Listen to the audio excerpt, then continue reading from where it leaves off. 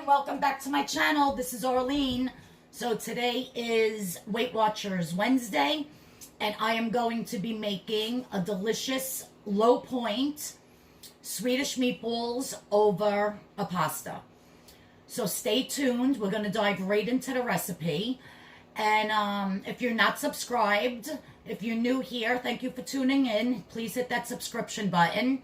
Please hit that bell so you know when I have another video coming up. And if you like this recipe and you like the video, please give it a thumbs up. It really helps me out. So without further ado, let's get into this recipe. Okay, so to make these delicious Swedish meatballs, what you're going to need is very lean. I have here 93% lean ground beef from Thomas Farms. I did get it at Best Jet. Then I have some fresh chopped garlic. I have some Kendale Farm beef flavored broth. I have the Barilla whole grain rotini, 0 points. That's what I'm going to put my Swedish meatballs over. I have some onion powder, some curry powder, and some fat-free sour cream, and some salt and pepper. Also, I'm going to need probably just 1 tablespoon of either flour or cornstarch. I'm going to do the points on those to see which one is less. But you're going to need some type of a thickening agent to thicken up your gravy. All right, so let's get started with the recipe. Okay, so I weighed out on my scale 5 ounces of that lean ground beef because I'm only going to be making 5 1-ounce meatballs. This is going to be a lunch for myself, but if you wanted to do more and make it for a dinner to make more meatballs, by all means. But I'm going to actually save the rest of this chopped meat. I'll get like 2 nice burgers out of this, so I didn't want to make it all Swedish meatballs. So to this 5 ounces of lean ground beef, I'm just going to add a tiny bit of black pepper. Now you can season yours however you want, but the 4 main things that you need to put in to have them taste like mine is a little bit of black pepper, a little bit of salt. I'm actually going to add a tiny bit. Now, if I was doing the whole pound, of course, I'd be putting in more of this fresh chopped garlic. If you're not a garlic person, then you don't have to put it in at all, but I love my garlic. And about the equivalent of a quarter, this is a half of a teaspoon, so a quarter of that, maybe a little more, you could see how much I have in there, of curry powder. This is what makes these Swedish meatballs so delicious. I know you're saying curry powder and Swedish meatballs. My Aunt Catherine years ago when I was a kid, I'm also adding some onion powder to taste, not much, and when I was a kid, my Aunt Catherine, like for parties and barbecues or whatever, she would always be the one to make the Swedish meatballs. And I always loved them. Her Swedish meatballs were so good. I said, Aunt Catherine, what do you put in your Swedish meatballs? What is that flavor? And she goes, oh, it's my secret. It's curry powder. And I'm like, curry powder? Back in the day, I mean, I was a kid. I said, I never even heard of that. My mother never cooked with curry powder. So ever since then, when I started cooking, when I was 16, I'm now 56, I always did my Swedish meatballs with curry powder. I can't explain, and I even put a little bit in the gravy. I can't explain what it does, but I'm telling you, it's delicious. So please, if you're going to make this recipe, make sure you have curry powder. And when you smell the meat and you can actually smell some of the curry powder, that's when you know you have enough. I guess so. After all that I put in, it's actually like a half a teaspoon per 5 ounces of meat. That should be good enough. And again, a little bit of salt, a little bit of pepper, a little bit of onion powder, and a little bit of fresh chopped garlic. So now, in this pot over here, I have 2 cups of my beef broth. It's the Kendall farm, and I have that simmering. And what I'm going to do is I'm going to take my 1 ounce baller here, and I'm just going to make my 1 ounce meatballs. I'm flinging meat everywhere.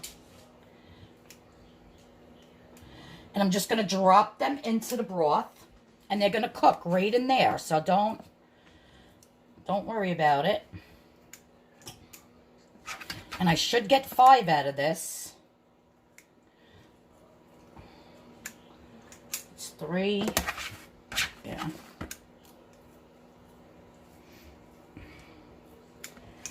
4, and this is the last one, 5. Which is a big one. It was exactly 5 ounces, but probably one of those I skimped a little. Just roll that one. I find it so much easier to do it with one of these than to roll every individual meatball, because that makes me nuts. So anyhow, what I'm going to do now is I'm just going to cook these meatballs in the broth. I'm going to bring it up to a boil.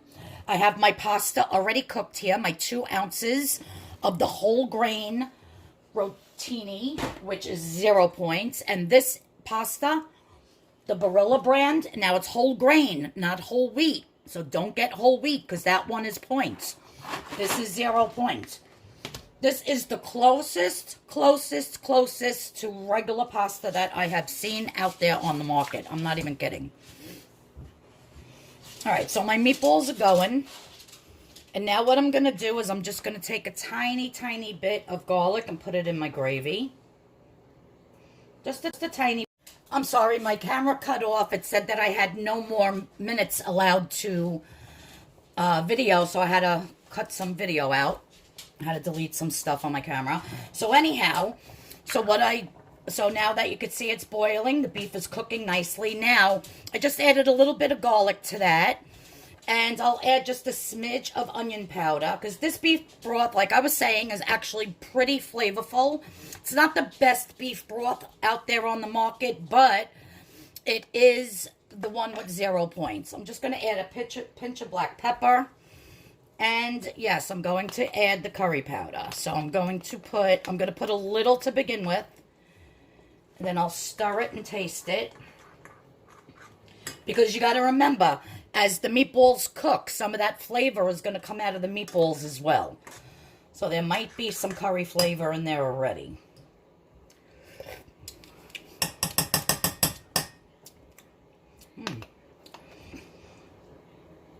So just a little bit.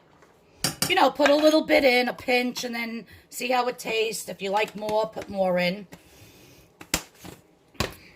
So now, what I'm going to do is I have 1 tablespoon of cornstarch, which is 1 point. And I have it mixed with 3 tablespoons of water, cold water. And I'm going to pour that into my gravy to make it thick. It's going to thicken up nice.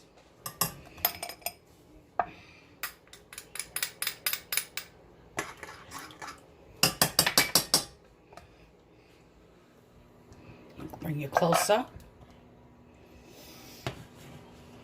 So it's going to bubble and it's going to thicken a little more. I don't want to put any more of that in it because I don't want to bring up the points.